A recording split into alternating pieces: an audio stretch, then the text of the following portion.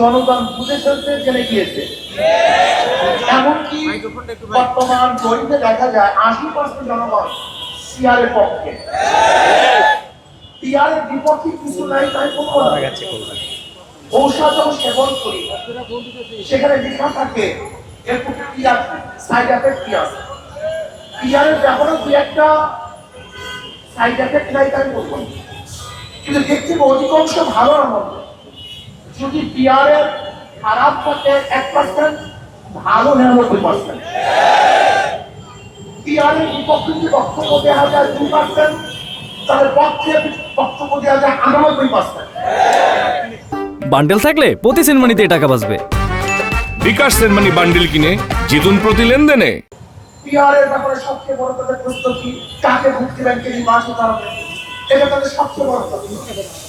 স্থিতিশীল গভর্নমেন্ট হবে না, স্থিতিশীল সরকার হবে না।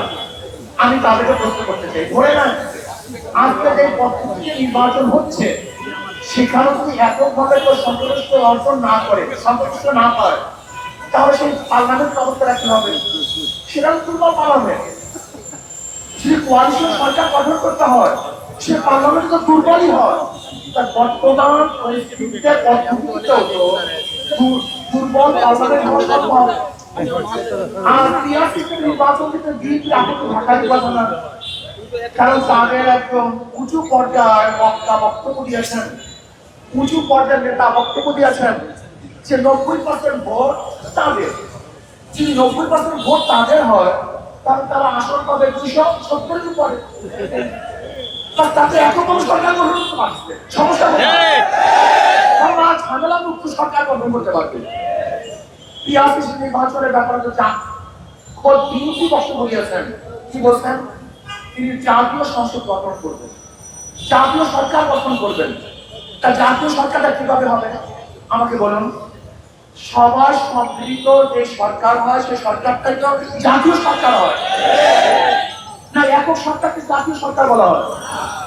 তাই যেহেতু সবার সম্মিলিত সরকারকে জাতীয় সরকার বলা হয়, আর পিয়ার পদ্ধতি কিন্তু সমস্ত দলের, সমস্ত মতের, সমস্ত আদর্শের মানুষের সংসদে যাবে।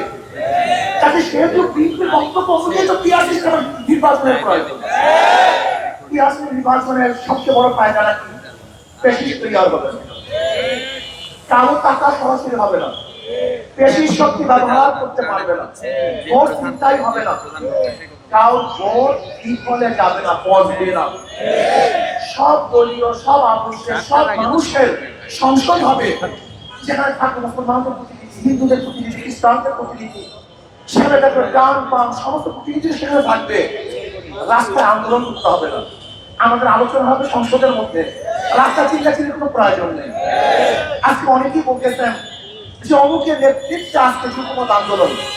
আমি ওই সমস্ত পত্রিকা সাংবাদিক বন্ধুদেরকে বলবো, সাংবাদিকরা শিখেন যুগপৎ আন্দোলন প্রত্যেকের জায়গা থেকে করে, কারো নেতৃত্ব করে না। মানে ইসলামী আন্দোলন বাংলাদেশের প্রথম যুগপৎ এই পিয়ার সিস্টেমের নির্বাচনের দাবি করছে। কাজী আমি সাংবাদিক বন্ধুদেরকে বলবো, লিখবেন, বলবেন, তারিখ আমার যেন ঠিক থাকে। পিয়ার সিস্টেমের নির্বাচন দিতে হবে, এই জাতির দাবি। যদি আপনারা মনে করেন যে ঐক্যবদ্ধ কমিশনে আপনার সিদ্ধান্ত বুঝতে না পারেন, সহজ কথা, আপনার গণভোট দেন, রেফারেন্ডাম দেন। যদি জনগণ পিয়ার সিস্টেম নির্বাচনের পক্ষে থাকে তাহলে আমরা অবশ্যই দাবি করতে পারি, আর যদি জনগণ পিয়ার সিস্টেম নির্বাচন না চায় তাহলে আমরা দাবি করব না। অন্তর্বর্তী সরকারকে বলবো, অবশ্যই আপনি রেফারেন্ডাম দেন, গণভোট দেন। যদি জনগণ ডিসাইড করে যে আমরা পিয়ার সিস্টেম নির্বাচন চাই তাহলে অবশ্যই আপনাকে পিয়ার সিস্টেম নির্বাচন দিতে হবে।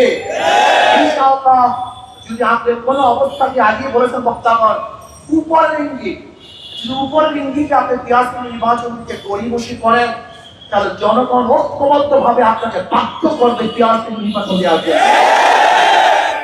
জুলাই সনদে আইনি স্বীকৃতি হবে এবং বিচার দৃশ্যমান করতে হবে। যদি তা না করে সংস্কার করতে হবে। যদি এইগুলি আপনি না করেন, শুধু নির্বাচন করেন, তাহলে আমি মনে করব আপনিও কোনো এক দলের দিকে ঝুঁকে গেছেন, আপনি হারিয়ে ফেলবেন।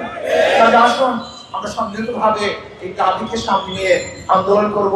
আর আমি মনে করি আন্দোলনের কোনো প্রয়োজন নাই, আন্দোলনের আগেই সরকার এটা গ্রহণ করবে। আর প্রাইমারি স্কুলে ক্যাম্প এবং ডান্স শিক্ষার জন্য উস্তাদ দিবেন, শিক্ষক দিবেন। কেন, কিসের জন্য? গান ড্যান্স আমাদের মুসলিম পরিবারের এর সংস্কৃতি নয়। আপনাদের সমস্ত পরিবার, বাংলাদেশ সমস্ত পরিবার নাস্তিক হয়ে থাকে, বেঈমান হয়ে থাকে, তাদের জন্য গান এবং গানের টিচার দিতে পারেন। ব্রাহ্মণ ভাষার মুসলমানদের দেশে কোনো অবস্থাতেই গানের টিচার দেওয়া যাবে না।